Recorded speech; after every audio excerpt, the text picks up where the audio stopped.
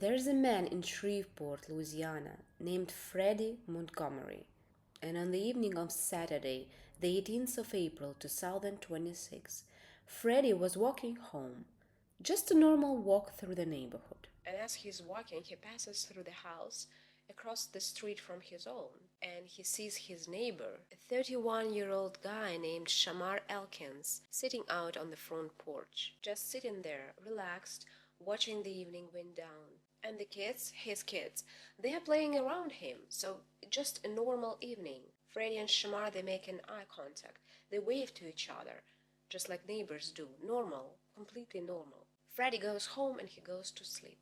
The next morning, Freddie wakes up.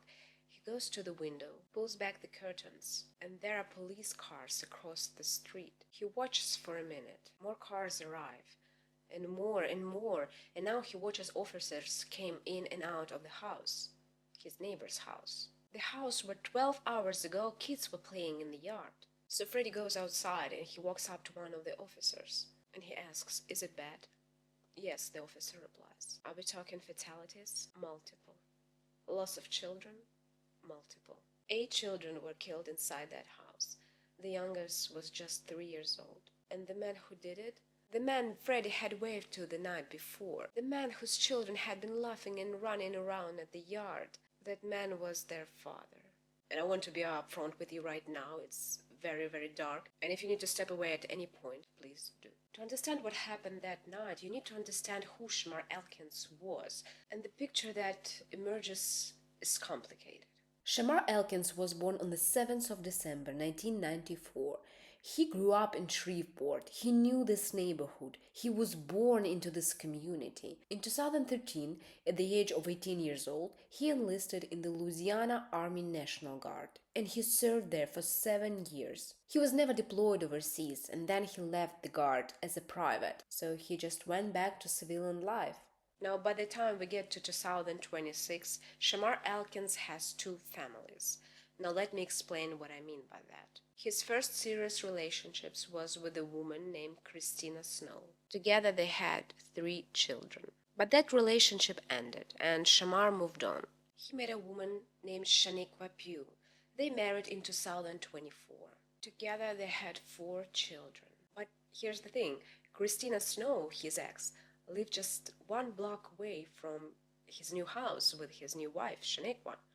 1 block. So these 2 families, they were all in the walking distance of each other, in the same neighborhood, the same man, the same orbit, and by the April of 2026, that orbit was collapsing. Shamar and Shaneiqua were separating, and it was not by his choice. On the 20th of April, they had to sign divorce papers. And according to people who knew him, Shamar was not handling it well. There's a part of the story that begins way before, and I want you to hear this because it's very important.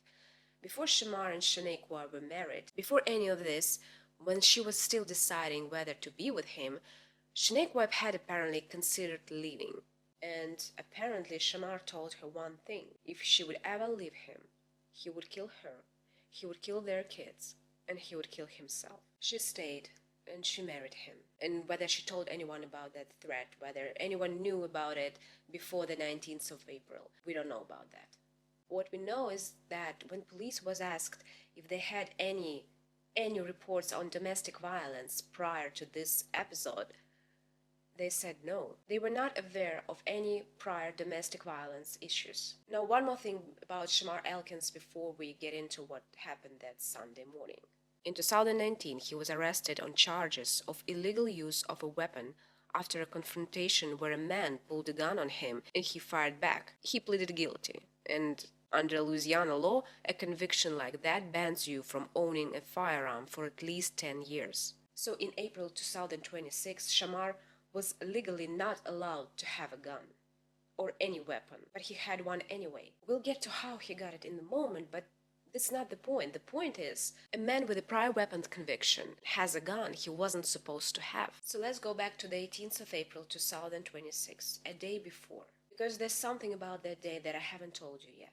Something that, when I read it, made me stop and just sit with it for a minute. On the 18th of April, on that Saturday night, he was sitting on his porch. We know this because his neighbor, Freddie, he saw him, he waved at him. He watched his kids playing around, But Shamar also was on his phone that day. And at some point on that Saturday, he opened Facebook and he posted a photo of his daughter eating a burger, smiling at the camera.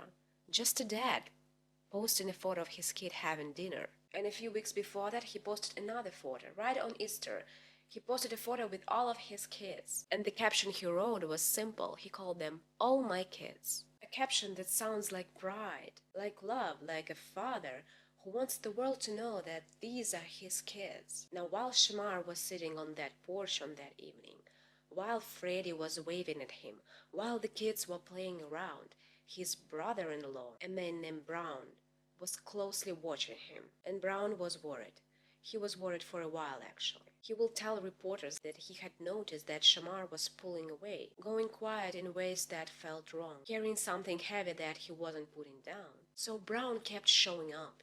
He was trying to help. He would say to Shamar, let's go outside, let's play dominoes, let's play cards, let's go for a walk, man. Just trying to keep him connected, trying to keep him in this world. And at some point, Brown looked at his brother-in-law and asked him directly, do you want to go back to the hospital? That is not a casual question. You don't ask that someone unless you have a real concern about their mental state. Unless something you've seen or something they've said has made you genuinely afraid for him. And Shamar's answer was, no, I'm okay. I'll just deal with it. Now let's talk about the gun. Where did he get the gun he wasn't supposed to have? Because this is a very important question in the story. How did he get the gun? Investigators traced it, and it belonged originally to a 56-year-old man, Charles Ford. Charles was also a convicted felon, which means he also was not legally allowed to own a firearm. Initially, Ford told investigators that he doesn't know anything about the gun, but then his story changed. He eventually admitted that he believed Shamar stole the gun from his truck. Ford said he confronted Elkins about it. He went to him. He said essentially, that's my gun, give it back. But Elkins became very aggressive, hostile, threatening. Ford decided to let it go. Later, Ford was arrested in connection with the weapon used to kill 8 children. Federal agents are still investigating the full chain of how that gun moved. But what we do know is this: 2 convicted felons who were not supposed to have a gun had a gun. It was now late Saturday night and Shreveport was quiet. 5:55 in the morning. The sun isn't up yet over Shreveport. It's still dark, still quiet. Most people are asleep. And Shamar Elkins leaves. He doesn't go to the house on the West 79th Street first, the house where his wife and 4 of his children are sleeping. He goes somewhere else. He goes to the Harrison Street, 1 block away, to the house of Christina Snow, his ex and the mother of 3 of his other children. Now I want you to think about that. He was angry about the divorce, but he didn't go to the house where the divorce papers were waiting at first. Firstly, he went to the house of the woman he already separated from, he already moved on from. He walked up to her front door and he knocked. When Christina Snow opened the door, Shamar Elkins shot her. He shot her in the face 9 times. 9 times. And it's unbelievable, but Christina Snow, being shot 9 times in the face, somehow stayed conscious. She activated Siri, her phone's voice assistant, and asked her to call 911. She could not move, she could not dial, but she found a way. 9 bullets, and she still fought to survive. After shooting Christina, Elkins did what police would later name a deliberate escalation. He took her 3 children. He took her 3 children while their mother was bleeding on the front porch, and he put them in the car. And he drove 1 block to the West 79th Street, the house where Shamar's wife Shaneiqua lived with their 4 children. And that night her sister also was staying there with 2 of her children. It was also now, as of this moment, where Christina Snow's 3 children were, so 2 adults and 9 children under one roof. Most of the children were asleep when he entered. Most of them were shot in the head while they slept. There is no way to make it easier to hear, so I'm not even gonna try. But not everyone in that house stayed still. Shaneiqua Pugh, Shamar's wife, the woman who had been told years earlier that if she ever left him, he would do exactly this. Shaneiqua was shot. She was wounded, but she was alive. And she made a decision in those moments that took a level of courage I genuinely cannot comprehend. She got up. Some of her children were probably shot already. She took the one kid that was near her and got him onto the roof through the window. And she also climbed out a window to the roof. I can't even imagine what she must have felt at that moment. And this is where the 911 calls begin. At approximately 6 o'clock in the morning, a dispatcher at Shreveport receives a call. The caller is speaking in urgent, hushed tones. She says she's on the roof of the house, and she says there is a suspect inside of the house, and he already shot someone. The dispatcher sends officers immediately. But then, less than 2 minutes later, a second call comes in. Same address. It was Shaneiqua's sister, Kiosha. She told the dispatcher that there are 9 people left in the house, and the suspect, whom she identified as Shamar Elkins, has shot all of them. And then she says something else. She says that she and her 12-year-old daughter have escaped. They crawled to the roof and then jumped from the roof to the backyard. And then a third call, this time different address, Harrison Street. That's Christina Snow finally breaking through. She identified the killer as Shamar Elkins. At this point, police knows who are they looking for. They know what he did and they know why he's running. Shamar didn't left quietly. He didn't turn himself in. It's not like he stopped at the gas station and waited for the police to catch him. No. He carjacked a vehicle. He forced someone out of the car, an innocent person who had nothing to do with any of this, who was simply in the wrong place in the wrong time. And I want to be clear, by the time this happened, by the time Elkins carjacked a vehicle, police already had his name. And so the chase was on. The police followed him into Bossier City, down a street called Brompton Lane, and somewhere on Brompton Lane, the chase ended. In the immediate aftermath, there were conflicting reports about exactly how Shamar Elkins died.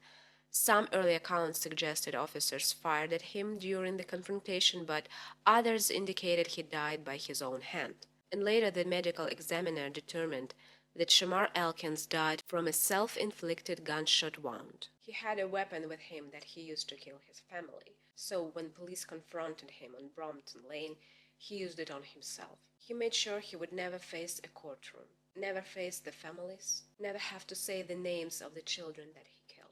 It was about 7:03 in the morning. The entire thing lasted a little over an hour, 68 minutes. Authorities said that the motive is still under investigation. Shamar has threatened Shaneiqua that he would do this. In many cases of the domestic abuse, the most dangerous time for the person who tries to leave is when they try to leave. This is the most dangerous time. Threats like the one Elkins made are not just expression of anger. They are a control mechanism. They are designed to make you feel leaving is more dangerous than staying. And the timeline in this case is devastating.